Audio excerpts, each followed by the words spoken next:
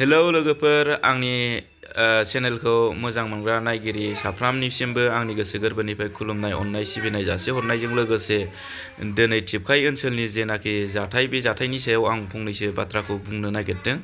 मानो होनना बुंबा मानाव गेदेर बिटिआरनि चिफ प्रमद बर' सारा आदानि कम्पानिनिफ्राय निस्सय फैसा लाबाय जानांगौ। मानो होनबा बोरै जेनेबा सासे चिफ जानानै बोरै बिनो फैसाखौ रिटार्न खालामफिननो लासिं सिं गावनि मान सन्माननिबो खोथा दङ। बेखायनो प्रकासनखौ बाहायनानैब्लाबो जबरदस्तियै बिथाङा माबा खालामनो नागिरदों आरो बेजों लोगोसे दिनै जेन'बा मा होनो बेखौ टिपकाइ ओनसोलाव जेनाखि बड'फा उपेन्द्र नाथनि सारनि जेनाखि हिस्टरि दङ बे हिस्टरिखौ बिथाङा फोजोबनानै होनो खायदाखौ खालामदों।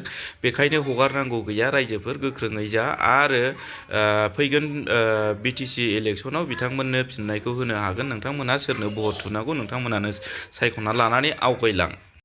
लोगोसे बिथाङा दिनै लेखा फरायगासिनो दङ। नै मोनायाव जेनाखि बिक्रम ब्रादारा बुंदोंमोन मोनायाव स्टाडि खालामो होननाया नोंथांमोना बे प्रफाइल फट'खौ नायनानै लानो हागोन। लोगोसे मानाव गेदेर फेरेंगा सारा जेनाखि एनडिएबिखौ लानानै बै खैला मैलाना आमथिखा बे जायगायाव मिटिं लादों आरो ओरैबायदि खोथाखौ बुंदों बिथाङा जे खोथाखौ बुंदों बे खोथाखौ रावबो खोनासङाखै। मानो होनना बुंबा बिथांनि मिटिं जोबनायजों लोगोसेनो उनफिननाय लोगो लोगो बिथांखौ अनेक एनडिएबिफ्रा रायखुमादों। मानो होनना बुंबा बेयाव थानाय सोद्रोमाफोरा गासिबो केस गोनांजोब। दा बेखायनो आंबो बिथांखौ खावलायहरो जेनाखि बिथांमोनहा केस गोनां हिसाबै बिथांमोननि केसखौ मारिनो थाखाय बिथाङा 10,000 ससियेल मिडियानि गेजेरजों बिथांमोननो हर। अब्ला हयले बिथांखौ एनडिएबिनि सासे लिडार आरो फरेस्ट बिबाननि होननानै बिथांमोनहा फोथायगोन बा गनायगोन होननानै बिथांमोनहा गाव गावनि दुखुखौ माने गावजों गाव सिङाव रायलायलायदों होननानै आं खौरां मोनदों।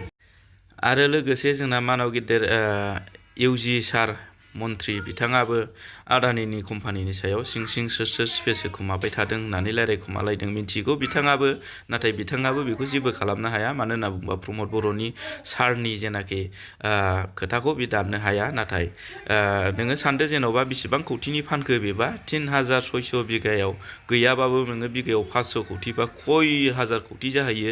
बेखायनो नारा नाथार पाब्लिकफोरजों दावराव दावसिनि गेजेरजोंबाबो नांलाय खमलायनि गेजेरजोंबाबो प्रकासन बाहायनानैब्लाबो बिथांमोनहा बे खामानिखौ साक्सेस बा जाफुंहोनो नागिरदों। दाना एनडिएबिनि जेनाखि केस एनडिएबिनि जेलाव थानाय बिथांमोनखौ रावखौबो बख'वाखै आरो केसखौबो फोजोबनानै होआखै आरो केस गानायनि बेलायावबो हेल्प होननाय सोदोबानो गैया मानाव गेदेर प्रमद बर' सारनिफ्राय। होमबा बिथांमोनहा गावसोरहाल' गारि गुराजों गिगां गिसि बुदां बुदां जादों। मानो होनना बुङोबा एनडिएबिनि एकर्डनि गेजेरजों। दा बेखौ साफ्रोमबो एनडिएबिया साननो गोनां आरो सिन्था खालामनो गोनां बबे लामाजों आवगायोबा मोजां जागोन आरो माबायदि खालामोबा गावनि जेनाखि प्रब्लेम गावनि समस्या जेंनाया सुस्रांजागोन बेखौ गोथौयै सिन्था खालामलायनानै आवगायलायनायानो मोजां होननानै आं सानो। भुलफोर जाबायबा अननानै खेमा होयो गावनिनो जाथि हारि होननानै।